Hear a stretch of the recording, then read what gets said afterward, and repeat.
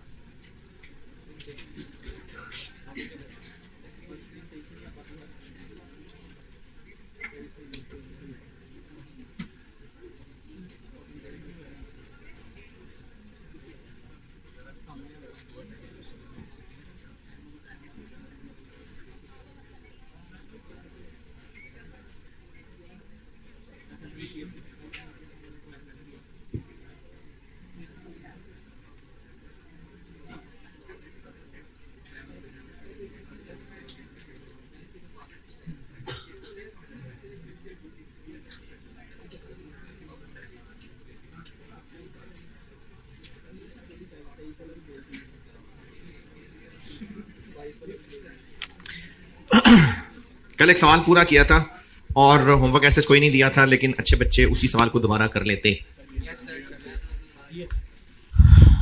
और दोबारा किया है तो कुछ पूछना बनता है? नहीं, ठीक है। ब्रेक इवन पढ़ा रहा हूं मैं और अब आप हेडिंग ब्रेक इवन की ही है, उसी में एक छोटी हेडिंग दे रहा हूं कि break even sale in case of multiple products, यानी बिजनेस एक से ज्यादा प्रोडक्ट्स बेचता है। ब्रेक इवन सेल निकालने के लिए हम लोग जो कॉस्ट्स यूज कर रहे हैं, कॉस्ट्स वो सिर्फ फैक्ट्री की कॉस्ट्स हैं या पूरे बिजनेस की हैं? एडमिन सेलिंग भी हैं, क्योंकि हम लोगों ने ब्रेक इवन में प्रॉफिट मतलब नेट प्रॉफिट लेना है। अगर बिजनेस मल्टीपल प्रोडक्ट्स बेचता है तो फिर ब्रेक इवन हर प्रोडक्ट का अलग अलग पता होना चाहिए या किसी एक का पता चल जाए, बाकी फिर खुद ही समझदार है? हर एक का अलग अलग पता होना चाहिए, क्योंकि हर प्रोडक्ट की हो सकता है टीम अलग हो, तो हर प्रोडक्ट का ब्रेक इवन अलग अलग होना चाहिए। अच्छा, ये कैसे करना है इस पे मैं बाद में आता हूं। पहले ना आपको एक बेसिक कैलकुलेशन की चीज समझा रहा हूं। अगर आपको वो सब पहले ही पता है, चीते चीतियां हैं आप, तो बेशक ना लिखना, अगर काम की बात लगे तो लिख लेना। तो हेडिंग मैंने दे दी है, लेकिन इसके अंदर जो लिखना है ना, वो समझाने के लिए मुझे इसकी हेल्प चाहिए, तो इसलिए इसको बेशक मैं डब्बे में बंद कर रहा हूं, तो आप भी डब्बे में बंद कर लेना। ये सिर्फ इसके लिए जो मैंने ऑफिशियली लिख के देना है वो इससे समझाऊंगा।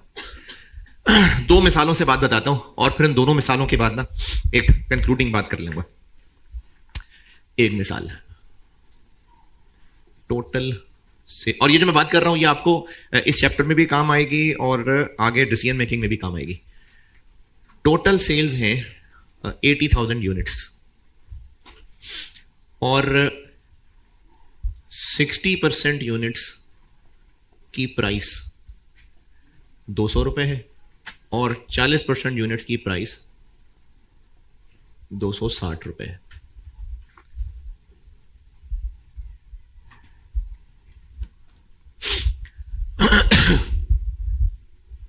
टोटल सेल्स कैसे निकलेंगे?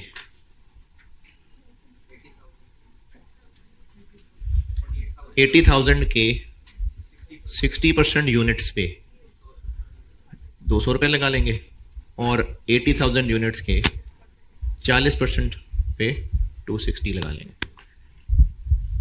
ऐसे ही करेंगे ना, तो क्या आंसर आ जाएगा? जी 17920000।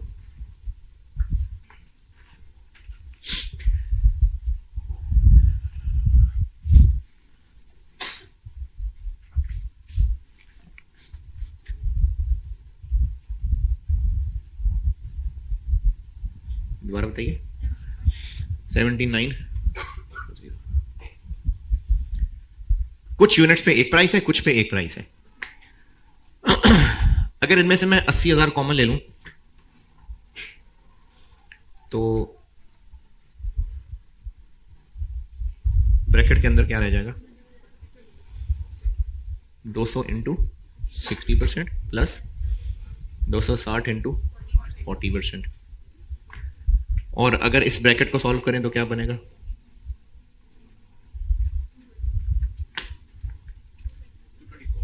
224। अब एंड आंसर क्या आएगा?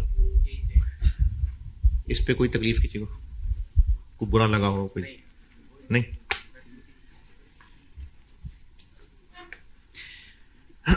चलें एक मिसाल और बताता हूं, फिर मैं समझाता हूं कि मैं कहना क्या चाह रहा हूं।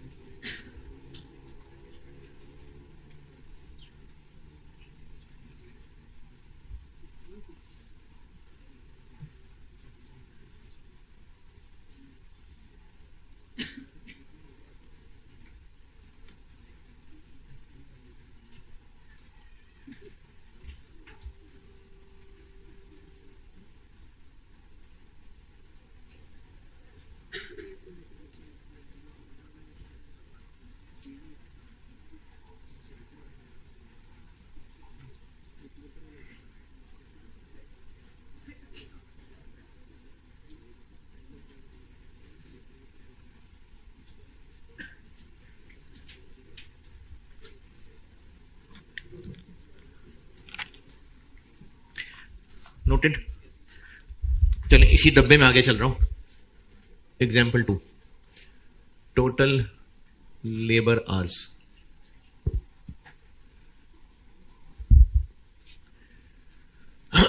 90,000।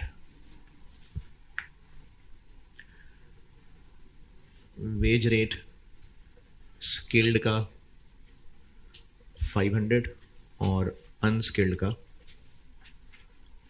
200।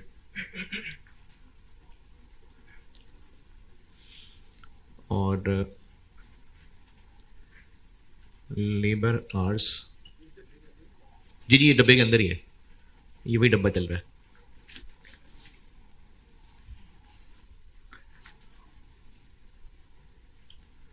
Comprise of skilled and unskilled in ratio of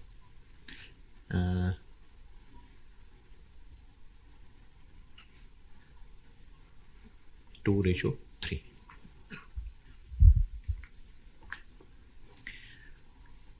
तो टोटल लेबर कॉस्ट कैसे निकालेंगे हम? 90,000 आवर्स में से स्किल्ड कितने हैं? 2/5 और उस पे रेट लगना है 500। और अनस्किल्ड कितने हैं? 3/5, उन पे रेट लगना है 200। ये मैंने स्किल्ड आवर्स और अनस्किल्ड आवर्स अलग कर लिए। आंसर क्या बना? कितना जी? 0.8 मिलियन। इस पे कोई इतराज? और अगर मैं 90,000 को कॉमन ले लूं तो ब्रैकेट में क्या रह जाएगा? 500 इंटू 2/5 और 200 इंटू 3/5। और इस ब्रैकेट को सॉल्व करें तो 320 और आंसर वही आएगा। चलिए अब मैं आपको बताता हूं इन दोनों का कंक्लूजन और फिर डब्बा बंद कर देना।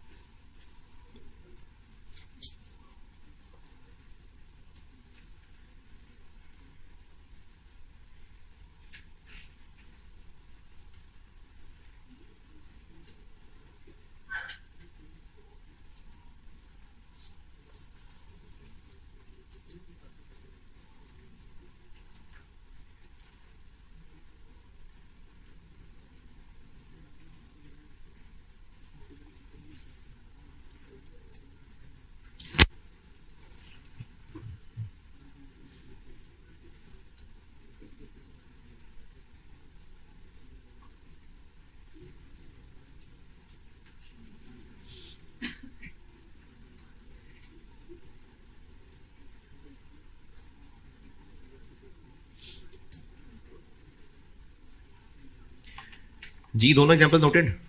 अच्छा आप कंक्लूजन सुन लें।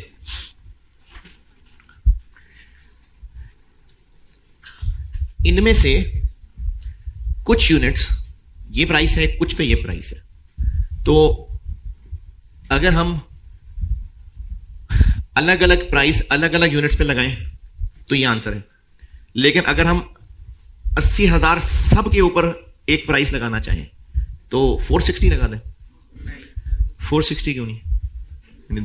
सब पे लगाना, चलो ऐड कर देते। ऐड क्यों ना कर दे? तो हम सब पे 460 लगा रहे होंगे, तो इसलिए सब पे 80,000 को मल्टीप्लाई करना तो 460 से नहीं कर देना। इन 90,000 में से कुछ पे ये रेट है, कुछ पे ये रेट है। तो अगर हम 90,000 से मल्टीप्लाई करना चाहें तो 700 रुपए को कर दें। नहीं, वो तो डबल हो रहा होगा। सही तरीका क्या है? या तो हम इसको अकॉर्डिंगली तोड़ें और जो रिस्पेक्टिव रेट है वो लगाएं,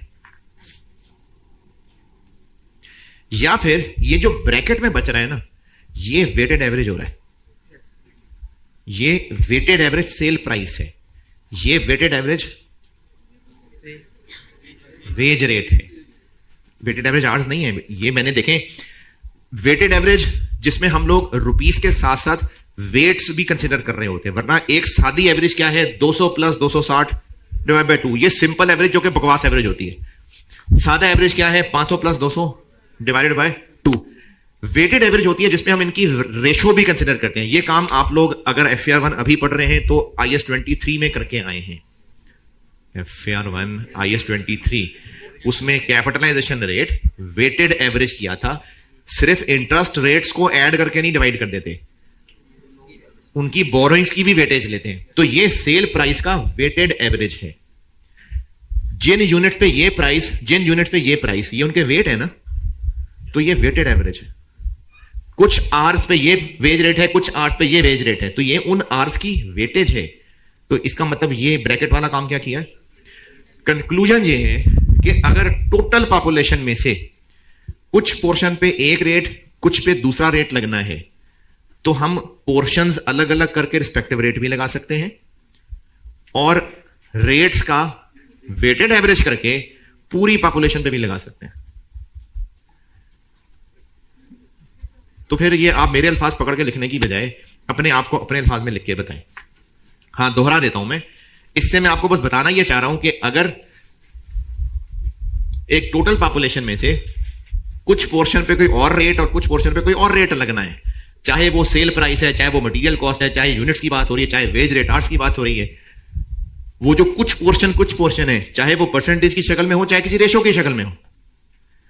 मैंने यहां परसेंटेज की वैरायटी डाल दी, यहां रेशो की वैरायटी डाल दी। तो अगर टोटल पॉपुलेशन में से, चाहे वो यूनिट्स हैं चाहे आर्स हैं, कुछ पोर्शन पे कोई और रेट और कुछ पोर्शन पे कोई और रेट लगना है, तो हम किस तरीके से भी कर सकते हैं? उन रेट्स का वेटेड एवरेज कर लें, और वेटेड एवरेज में W क्या होगा? वो जो उस टोटल पॉपुलेशन का वेट में तोड़ना है। तो अगर हम वेटेड एवरेज रेट निकाल लें और वो पूरी पॉपुलेशन में मल्टीप्लाई कर दें तो भी आंसर सही आएगा। नहीं समझ आ रही?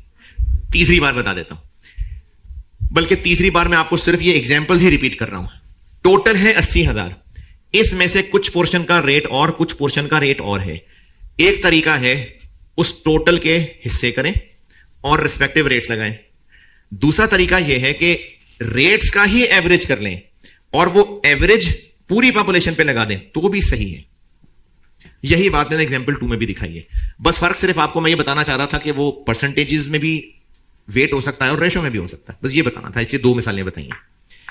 तो इन 2 मिसालों को लिख के जो इसका कंक्लूजन बताए हैं वो लिखें और डब्बा बंद कर दें।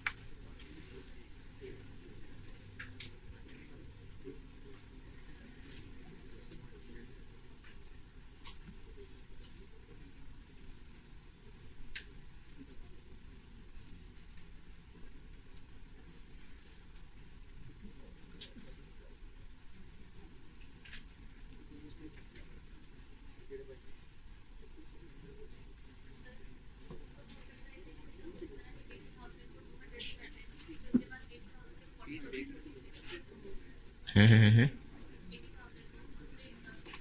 देखें, मैं जो बात बताना चाह रहा था ना वो मैंने ये बात बतानी थी, इसलिए इस रास्ते से किया है। बाकी आप जो कह रही हैं कैलकुलेशन वो डिफरेंट तरीके से वो होती रही, मैं सिर्फ आपको ये वाली बात बताना चाह रहा था, इसलिए ऐसे किया।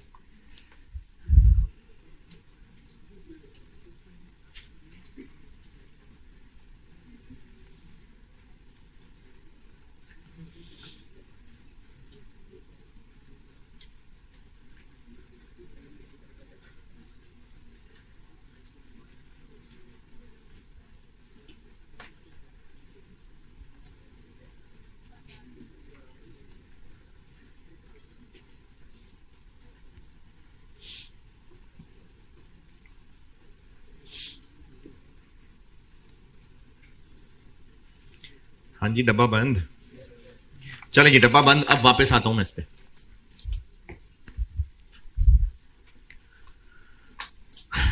बता दो, ये डब्बा बंद। मैंने आपको इसमें सिर्फ और सिर्फ ये चीज पहुंचानी थी जो आखिर में कंक्लूजन बताइए।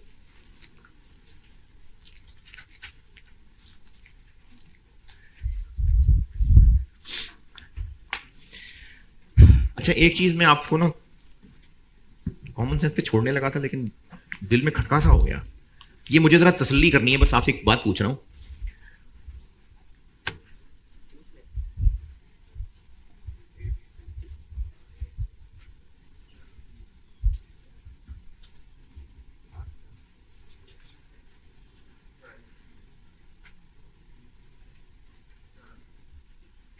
इसका नहीं ऐड करना।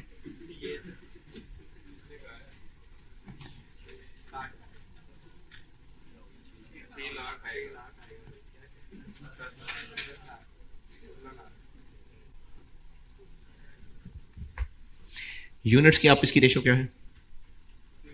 3:5। रेवेन्यू की 3:5 ही है ना?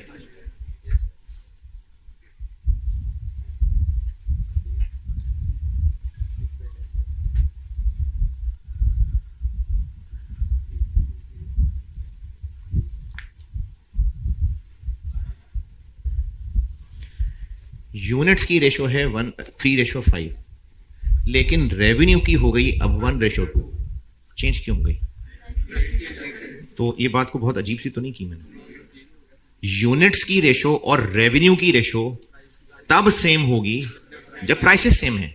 अगर प्राइसेस फर्क है तो यूनिट्स की रेशो और रेवेन्यू की रेशो सेम बात नहीं होगी, है ना? अच्छा अच्छा, फिर ठहरे ना, पिक्चर में फ्रेम तो पूरा सही लाए ना।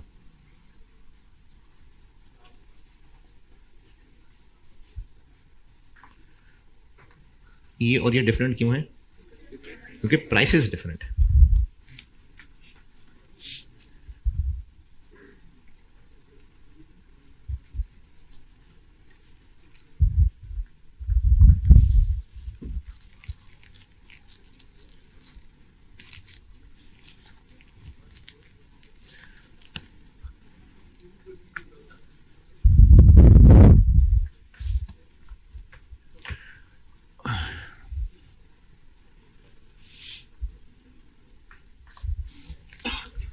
चले टॉपिक पे वापस। मल्टीपल प्रोडक्ट ब्रेक इवन का मतलब है कि बिजनेस मल्टीपल प्रोडक्ट्स बेचता है। बिजनेस के जो एडमिन सेलिंग खर्चे हैं वो हर प्रोडक्ट के पक्का पक्का अलग अलग पता होंगे। अच्छा, अगर 2 प्रोडक्ट्स हैं लेट्स से और दोनों प्रोडक्ट्स की फैक्ट्रीज अलग अलग हैं तो दोनों के फैक्ट्री के खर्चे तो अलग अलग पता हो सकते हैं, लेकिन बिजनेस ने ऑफिस भी दोनों के अलग अलग बनाए, तो एडमिन सेलिंग खर्चे दोनों के अलग नहीं है। सेलिंग भी हो सकता है, एडमिन अलग अलग नहीं हो सकते। और अगर एक ही फैक्ट्री में दोनों प्रोडक्ट्स बन रहे हैं तो फिर फैक्ट्री के खर्चे भी कंबाइन हैं।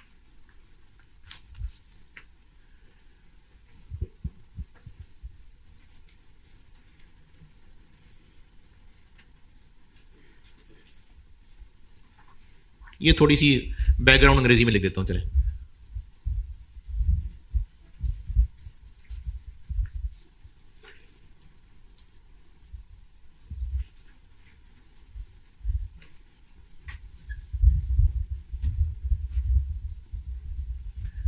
मल्टीपल प्रोडक्ट्स बेचते हैं तो हर प्रोडक्ट का ब्रेक इवन अलग अलग पता होना चाहिए। लेकिन मसला क्या है? मसला यह है कि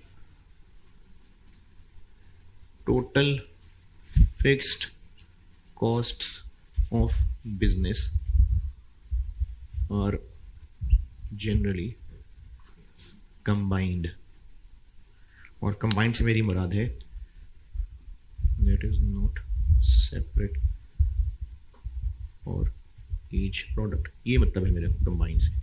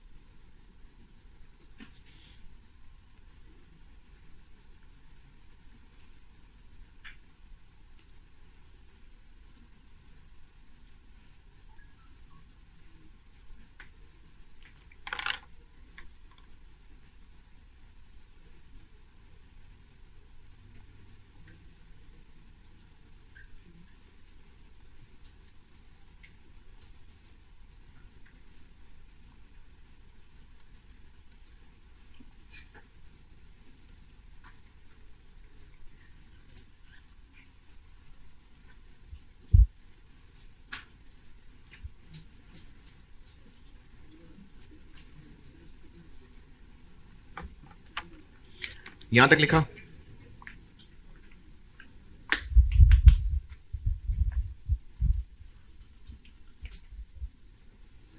अच्छा, अगर हर प्रोडक्ट के अलग अलग फिक्स कॉस्ट होती तो फिर हर प्रोडक्ट का ब्रेक इवन सेपरेट कैलकुलेट हो सकता है ना। तो मैं कह रहा हूं कि चूंकि फिक्स कॉस्ट कंबाइन है इसलिए हमें 2 स्टेप्स में करना पड़ेगा। लेकिन अगर हर प्रोडक्ट की फिक्स कॉस्ट अलग अलग होती तो दोनों पे अलग अलग फार्मूला लग सकता था, लेकिन नहीं लगाना, ऐसे ही करना है। तो आप, ये मैं स्टेप्स लिख के देता हूं, लेकिन ये लंबी बातें, मैं 2 केसेस बनाऊंगा फिर उसमें फार्मूले लिख के दूंगा, ये आगे लंबी डिस्कशन है। तो इसी पेज पे कहीं नुक्कड़ में ना नीचे अपने अल्फाज में एक नोट लिख लें कि अगर सवाल में उसने total fix cost product wise तोड़ भी दी है ना, तो ये धोखा है। आपने 2 स्टेप्स में ही कैलकुलेट करना है? अगर दी है ना तो उसने जबरदस्ती रेशो में तोड़ के दी हुई है, क्योंकि फैक्ट्री का रेंट अगर एक ही फैक्ट्री है तो 2 प्रोडक्ट वाइज कैसे हो सकता है? हेड ऑफिस के खर्चे प्रोडक्ट वाइज कैसे हो सकते हैं? वो तो है ही कंबाइंड। तो इसलिए अगर प्रोडक्ट वाइज दे भी दिया है सवाल में, फिर भी आपने इसी तरह 2 स्टेप्स में सॉल्व करना है। अगर क्वेश्चन में product wise total fix cost given भी हैं, फिर भी यानी कंबाइंड नहीं है, प्रोडक्ट वाइज गिवन है, वो धोखा है। आप फिर भी सवाल इन 2 स्टेप्स में सॉल्व करना है।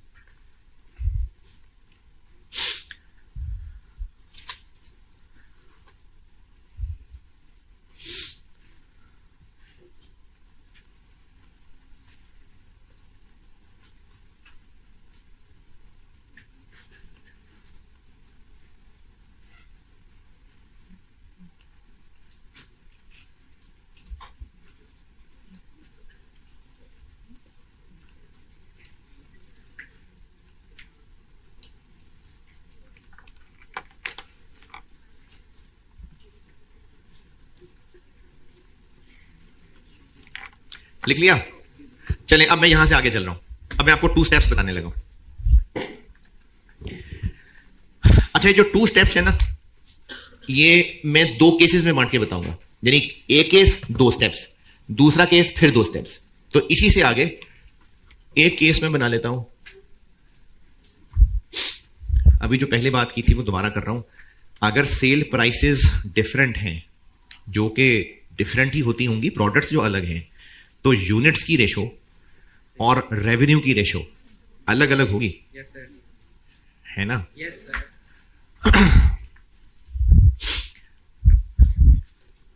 इस टॉपिक का एक बैकग्राउंड ये है, यानी एक अजम्पशन ये है कि ये बिजनेस तभी कैलकुलेट कर पाएगा जब मैनेजमेंट खुद ये डिसाइड करेगी कि हमने किस रेशो में इन प्रोडक्ट को बेचना है। जब तक रेशो डिसाइड नहीं करेंगे सवाल नहीं हो सकता। तो आपको वो रेशो गिवन होगी।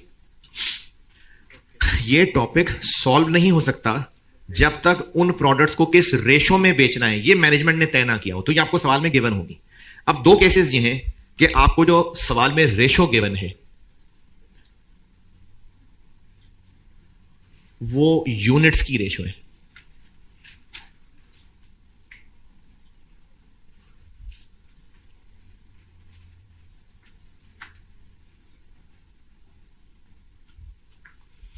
ये मैनेजमेंट ने फैसला करना है कि उन्होंने इन प्रोडक्ट्स को किस रेशो में बेचना है। जब तक ये फैसला नहीं होगा ब्रेक इवन नहीं हो सकता कैलकुलेट। ये अजम्पशन है इस टॉपिक की। आपको रेशो दी होगी तो या तो वो रेशो यूनिट्स की होगी या रेवेन्यू की होगी। अच्छा, ऐसा भी सवाल आया है पास्ट में जिसमें आपके पास पूरा डाटा था, तो आपकी मर्जी थी आप कौन सी रेशो अज्यूम करें। एंड आंसर सेम आना था, एंड आंसर उसमें सेम आना था। लेकिन मैं उस सवाल से पहले पहले बता रहा हूं, तो आपको रेशो सवाल में दी होगी कि यूनिट्स की रेशो लेके चलनी है या रेवेन्यू की। तो केस 1 बनाया मैंने कि रेशो यूनिट्स की मैनेजमेंट ने डिसाइड की है। अब इसके स्टेप्स बताता हूं। पहला स्टेप ये है कि आप कैलकुलेट करेंगे combined break even. Combined break even का मतलब ये है कि अगर एंड रिजल्ट निकलता है ना कि प्रोडक्ट ए का ब्रेक इवन 3000 यूनिट्स है, प्रोडक्ट बी का ब्रेक इवन 8000 यूनिट्स है, तो हम जो स्टेप 1 करने लगे ना उसका आंसर 11000 आएगा। ये मतलब है इस बात का। तो पहले कैलकुलेट होगा कंबाइंड ब्रेक इवन।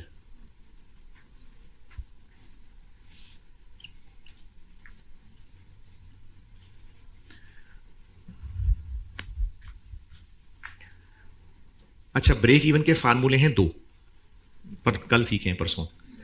एक यूनिट्स वाला है और एक रेवेन्यू वाला है। यूनिट्स वाला फार्मूला कौन सा है? Divided by contribution per unit. और रेवेन्यू वाला ये बहुत जरूरी है कि आप फार्मूला कौन सा लगाएं। मल्टीपल प्रोडक्ट्स में बहुत जरूरी है। तो आपने फैसला करना है इस बात को देख के। अगर मैनेजमेंट ने यूनिट्स की रेशियो डिसाइड की है तो आप यूनिट्स वाला फार्मूला ही लगाएंगे। ये मैं आपको सवाल करके दिखाता हूं। पहले हमने combined break even sale units में निकालनी है। कैसे निकालनी है? फार्मूला क्या होता है भाई? Total fix cost divided by contribution per unit. तो अब तो दो प्रोडक्ट्स हैं, किसकी कंट्रीब्यूशन लें? अभी इतनी कहानी समझाई थी, हैं जी? जिसकी निकालनी है, दोनों की निकालनी। वेटेड एवरेज, अभी यही तो डब्बों में कहानी बता रहा था। वेटेड एवरेज कंट्रीब्यूशन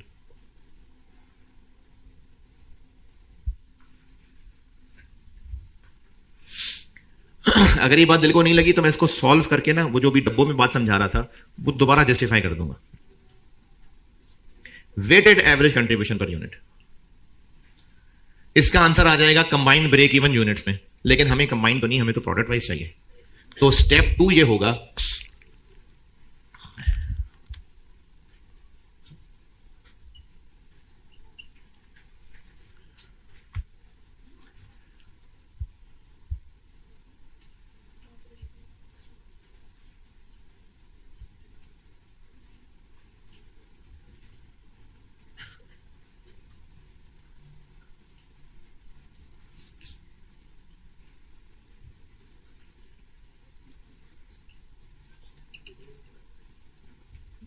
हाँ जी, ये समझ आ रही है कि शायर क्या कहना चाह रहा है? वेटेड एवरेज जो रेशो तय की हुई है उस रेशो से वेटेड एवरेज निकलेगा। यानी अगर दो प्रोडक्ट्स हैं तो दोनों की कंट्रीब्यूशन और उस रेशो से मल्टीप्लाई, जैसे भी वो वेजेस वाले में किया था मैंने, तो ये weighted average contribution per unit निकलेगा, ये वो है। और स्टेप 1 कैलकुलेट हो गया। अब स्टेप 2 ये है कि जो हमने स्टेप 1 में कैलकुलेट कर लिया वो था कंबाइन, हमें तो चाहिए हर प्रोडक्ट का अलग अलग। तो अब इसी कंबाइंड को रेशो में बांट देंगे।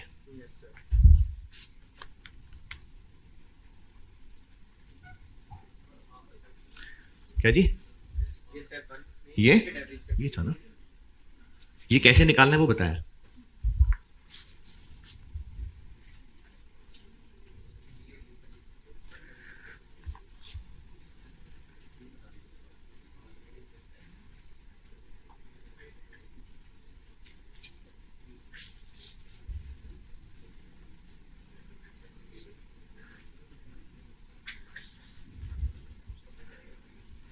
सीपीयू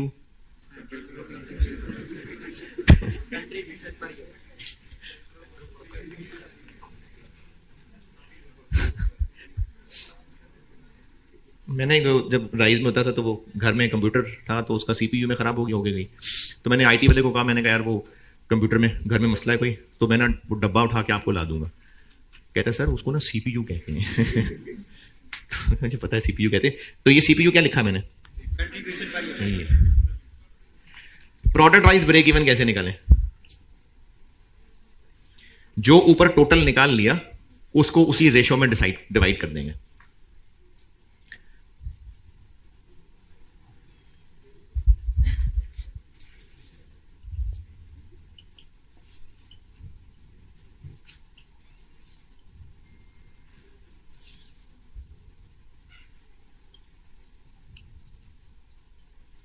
यही वाली रेशो,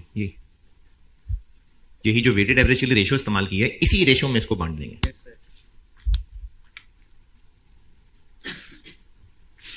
अब इसमें टेक्निकल बात यह है कि बेशक सवाल की requirement break even sale revenue है, लेकिन रेशो यूनिट्स की है तो आपको यूनिट्स में ही आना पड़ेगा।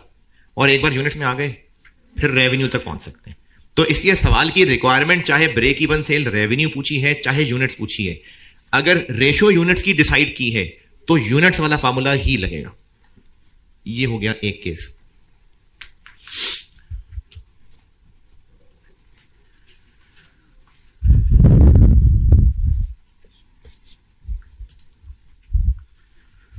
इसका एक सवाल कराता हूं मैं और एक सवाल होमवर्क दे दूंगा। जल्दी जल्दी लिखें, फिर मैंने केस 2 करा के तो दोनों का कंबाइंड सवाल कराना है। जी अभी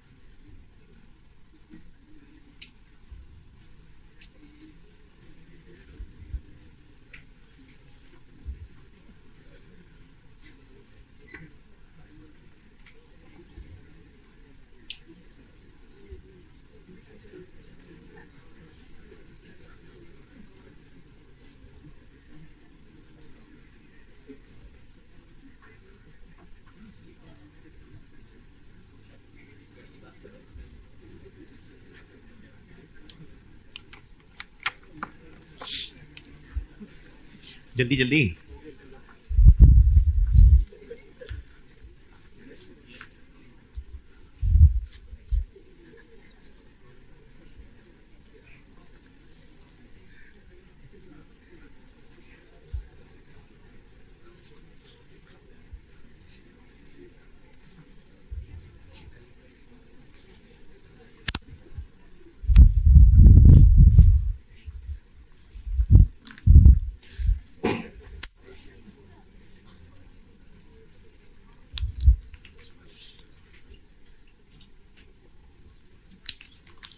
रेवेन्यू वाला formula total fix cost divided by, तो अब नीचे किसकी सीएस आएगी? दोनों की ऐड कर देंगे, नहीं वेटेड एवरेज।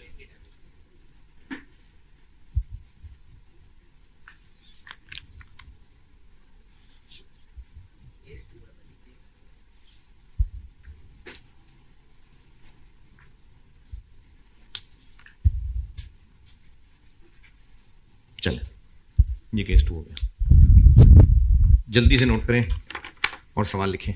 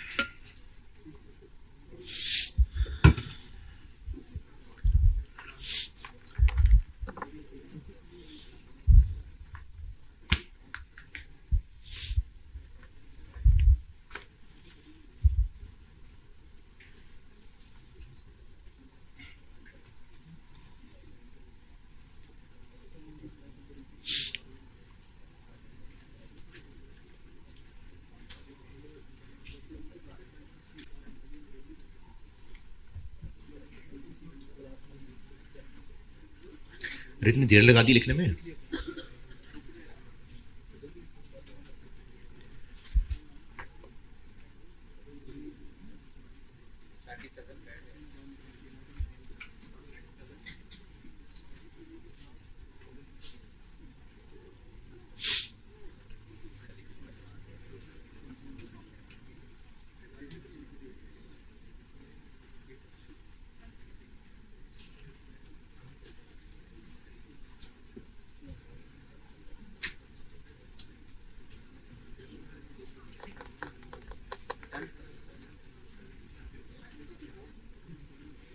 हाँ जी डन।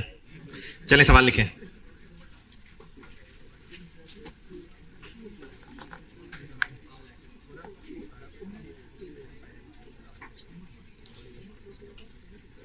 कौन बची है?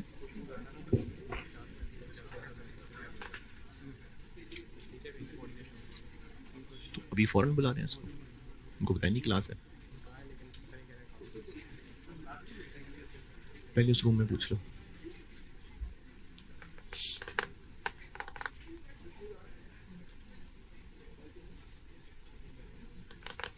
नोटेड। सवाल लिखें। Budget for 2025, budget for 2025। अच्छा, अब बजट में लिखें प्रोडक्ट ए बी और सेल्स यूनिट्स में और सेल्स अमाउंट में। यानी हमने बजट बनाया 2025 में इतनी सेल्स होंगी।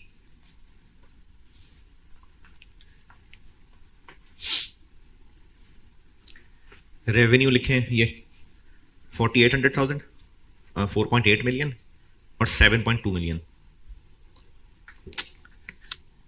4800,000 7200,000।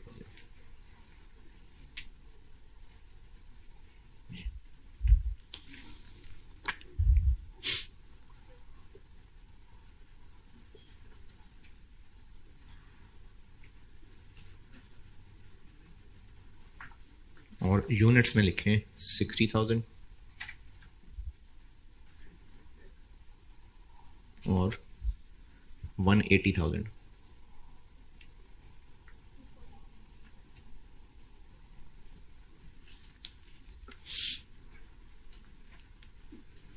अच्छा, वो सवाल एंड करते करते भूल ही ना जाऊं, आज का होमवर्क है आपका ऑटम 9,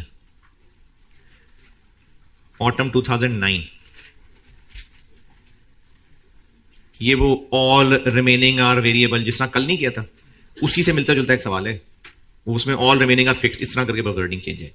तो ऑटम 2009 अटेम्प्ट का सवाल है, ये आखिर में होगा कहीं चैप्टर में। क्वेश्चन नंबर 19, नाम क्या है? हाँ, सॉल्वेंट लिमिटेड। सॉल्वेंट लिमिटेड का नाम का सवाल है, ऑटम 9। ये बेटे होमवर्क है। ये बजट लिखा। चलिए अब इसके बाद लिखें बजटेड, यानी इसी हेडिंग में ही बजट की हेडिंग दे ली हुई है ना, अब उसी हेडिंग के अंदर ही ये सेल्स बताई है और अब budgeted total fixed overhead fix cost बता रहा हूं। बजटेड टोटल फिक्स कॉस्ट हैं 840,000, 8,40,000 रुपए, 840,000 रुपीज। रिक्वायर्ड है मुझसे break even, product wise break even sale, product wise break even sale units में भी और रेवेन्यू में भी। Product wise break even sale units भी रेवेन्यू भी। इफ के बाद part A, ratio of quantities to be maintained as budgeted, ratio of quantities यानी units, ratio of units to be maintained as budgeted. और part B, ratio of revenue to be maintained as budgeted.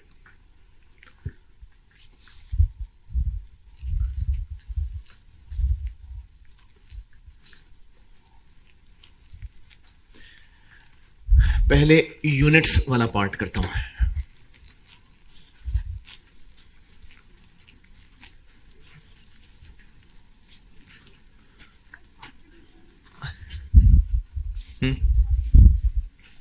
मैंने आपको contribution नहीं बताया, ओहो sorry, contribution नहीं बता रहा, वेरिएबल कॉस्ट बता रहा हूं। वेरिएबल कॉस्ट पर यूनिट वो तो मिस हो गई। वेरिएबल कॉस्ट पर यूनिट लिखे, वेरिएबल कॉस्ट पर यूनिट। अगर यही जगह है तो बेशक इसके सामने लिख लेना, नहीं तो नीचे लिख लें। वेरिएबल कॉस्ट पर यूनिट बता रहा हूं, ए की 68 रुपीज और बी की 30 rupees. Variable cost per unit बताइए मैंने, ए की 68 है और बी की 30 रुपए। पहले पार्ट ए, यानी यूनिट्स कौन से रेशो कौन से रखनी है? क्वांटिटीज की। तो फार्मूला कौन सा लगाना है? यूनिट्स वाला। तो उसके लिए फिर आपको प्रोडक्ट ए की और बी की कंट्रीब्यूशन पर यूनिट चाहिए। सेल प्राइस कितनी? सेल प्राइस तो बताई नहीं, डिवाइड करके निकाल लें।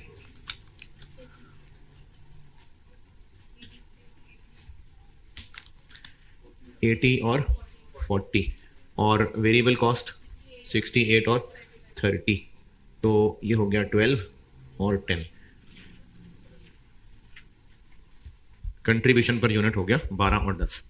लेकिन हमें फार्मूले में चाहिए होगा weighted average contribution per unit. ये कैसे निकालूं जी? 12 रुपए का वेट या प्रोडक्ट ए की रेशियो क्या है? अच्छा, अगर आपने बचपन में रेशो निकालनी नहीं सीखी तो कोई मसला नहीं है, आप ना सिंप्लीफाई करने के चक्कर में पड़े। 60/240, 1/4 ढूंढने की जरूरत नहीं है। 60/240, 60 भी नहीं समझ आ रहा तो 60,000 डिवाइडेड बाय 240,000, तो 60,000 डिवाइडेड बाय 240,000 प्लस 10 इंटू 180/240, ये इनकी रेशो कितना बना? 10.5। तो combined break even sale units में आ जाएगी।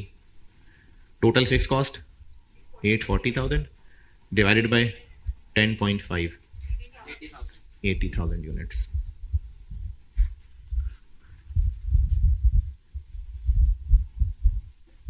ये कंबाइंड ब्रेक इवन निकल आया। हमें चाहिए प्रोडक्ट वाइज, तो इसी से आगे चल रहा हूं। प्रोडक्ट वाइज जब ये यूनिट्स है तो प्रोडक्ट वाइज भी हम यूनिट्स ही निकाल पाएंगे। ए और बी, ए के कितने हो जाएंगे? इस 80,000 को हम फिर से इसी रेशो में बांट देंगे, तो 60/240 और दूसरा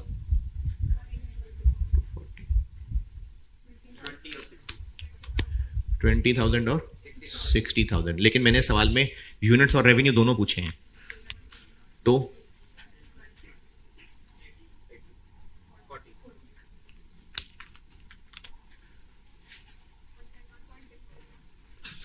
1.6 मिलियन और 2.4, ये रिक्वायरमेंट है हो गई।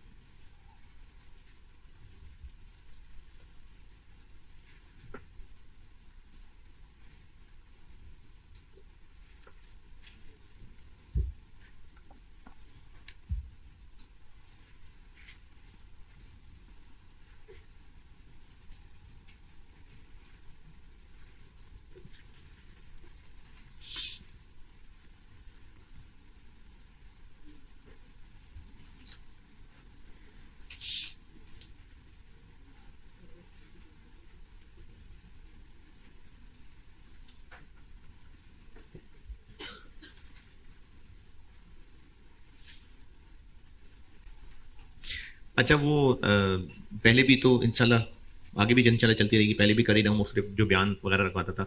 तो मैंने शायद कभी क्लास में कहा था मैं कोशिश करूंगा बेटे के गर्ल्स ओनली भी क्यों कर सका, तो आपसे ग्रुप में शेयर शायद हुआ होगा नहीं? कल है एक टॉक, गर्ल, ये डॉक्टर साहब हैं, आलमा भी हैं और तो और MBBS डॉक्टर भी हैं, तो उनके कल एक टॉक रखी है यहाँ। तो अगर आपको ग्रुप में शेयर नहीं समझ आया तो कल 1 बजे रखी हुई है, गर्ल्स ओनली।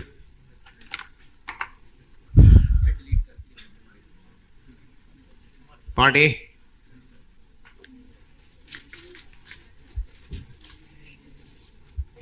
अच्छा ये गर्ल्स ओनली टॉक्स कराना ना, क्योंकि अरेंज करना मुश्किल होता है, तो इसलिए आप बेटे कोशिश करना अगर टाइम निकाल के आ सको ना। और मुझे नहीं पता उसका उनका क्या प्लान है क्वेश्चन आंसर करने के नहीं करने, लेकिन कोशिश करिएगा कि क्वेश्चंस भी जरूर करें। पार्ट ए, ये तो सवाल लिखा हुआ है, ये सोल्यूशन नहीं है, ये सवाल है, ये solution. Part A, part B, part B में हमने चूंकि रेशो रखनी है रेवेन्यू की, तो फार्मूला भी रेवेन्यू वाला लगाना पड़ेगा। उसके लिए चाहिए CS, तो ए का कंट्रीब्यूशन है 12 और इसका है 10, इसकी सेल प्राइस है 80 और इसकी है 40, तो CS क्या बना? 0.15 और है 0.15, अच्छा, और 0.25। और अब इस वेटेड एवरेज CS के लिए 0.15 पे क्या वेट लगेगा? 60/240, ये वाला लगेगा, रेवेन्यू वाला वेट लगेगा, तो 4.8/12 और 25 पे 7.2 ओवर कितना 21। तो combined break even sale revenue वाली 840 डिवाइडेड बाय 0.21 4 मिलियन। लेकिन हमें चाहिए प्रोडक्ट वाइज।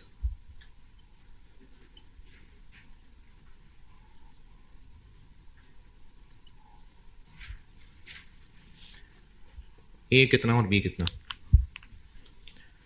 हाँ जी, इसी 4 मिलियन को यही वाली रेशो में बांट लेते हैं।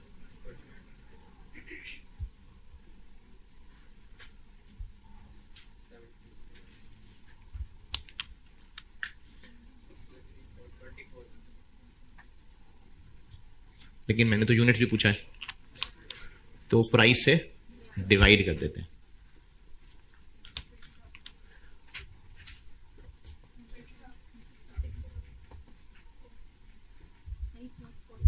हैं जी? अच्छा, ये गलती होगी मुझसे, मैंने 48 लिख दिया। अगर ठीक है क्या? 48/120 ठीक है? सही है ना? अच्छा, ये नहीं 4.8 कर दी।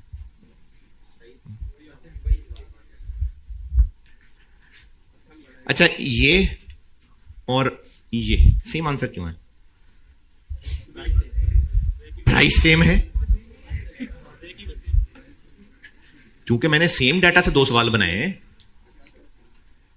भाई, मैंने सेम डाटा से 2 सवाल बनाए हैं तो इसकी सेम आंसर ही आना है। क्या क्या सेम है? पार्ट ए में break even units, part B में ब्रेक इवन यूनिट्स सेम ही है ना। इसलिए सेम है क्योंकि मैंने सेम डाटा से 2 सवाल बनाए। बस इनमें फर्क आपको यह बताना था कि अगर, अच्छा, ये जो हम इधर एंड आंसर निकालने लगे, ये यूनिट्स में आ रहा है ना?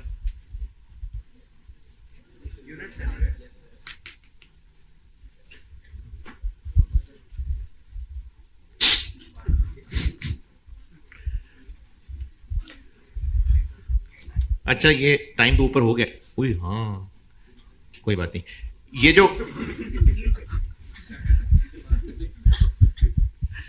ये जो मैंने यहां किया है ना, सिर्फ नॉलेज के लिए एक बात बता रहा हूं, अगर दिल को ना लगे तो इग्नोर। ब्रेक इवन पे total contribution is equal to total fix cost.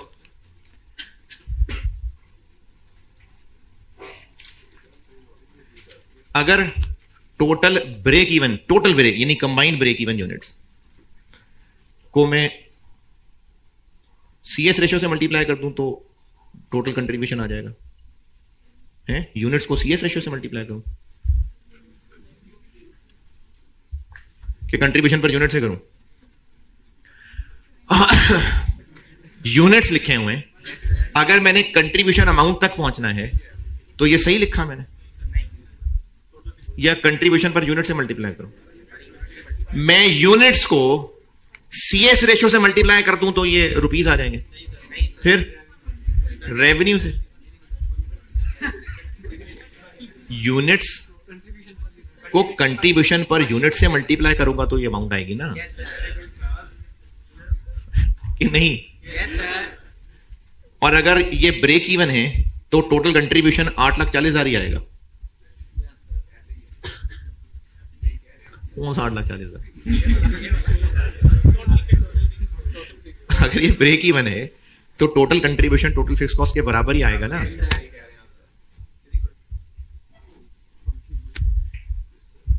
एक ही प्रोडक्ट है ये, तो फिर जब एक प्रोडक्ट का कंट्रीब्यूशन पर और है, दूसरे का और है, तो फिर मैं सारे यूनिट्स पे कौन सा वाला कंट्रीब्यूशन लगाऊं? Weighted average. और ये वेटेड एवरेज, ये मैंने भी जो डब्बे के अंदर मिसाल बनाई थी, यूनिट्स लिखे हुए थे, उन यूनिट्स को रेशो में तोड़ा हुआ था, और कुछ यूनिट्स को 200 से, कुछ को मैंने 260 से मल्टीप्लाई किया था। किसकी रेशो थी? यूनिट्स की रेशो थी। और मैंने फिर ब्रैकेट में कॉमन लेके पीछे प्राइस और वो यूनिट्स की रेशियो रह गई थी। तो चूंकि ये यूनिट से मल्टीप्लाई होना है, तो ये वेटेड एवरेज निकालने के लिए किसकी रेशियो इस्तेमाल हुई होगी? यूनिट्स की, क्या रेवेन्यू की? यूनिट्स की। तो इसलिए जब आंसर यूनिट्स में निकालना है तो वेटेड एवरेज के लिए रेशियो भी किसकी है? यूनिट्स की।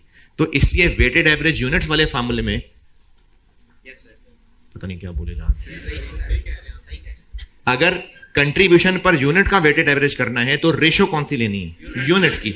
इसलिए मैंने कहा था कि अगर रेशियो यूनिट्स की दी हुई है तो यही वाला फार्मूला ही लग सकेगा, क्योंकि weighted average contribution per unit में रेशियो किसकी इस्तेमाल होनी है? तो इसलिए अगर रेशियो यूनिट्स की है तो फिर यही कंट्रीब्यूशन के तरीके से चलना पड़ेगा और आंसर ब्रेक इवन यूनिट्स में ही निकालना पड़ेगा। ऑटम 9 होमवर्क है। ठीक है जी, अल्लाह हाफिज।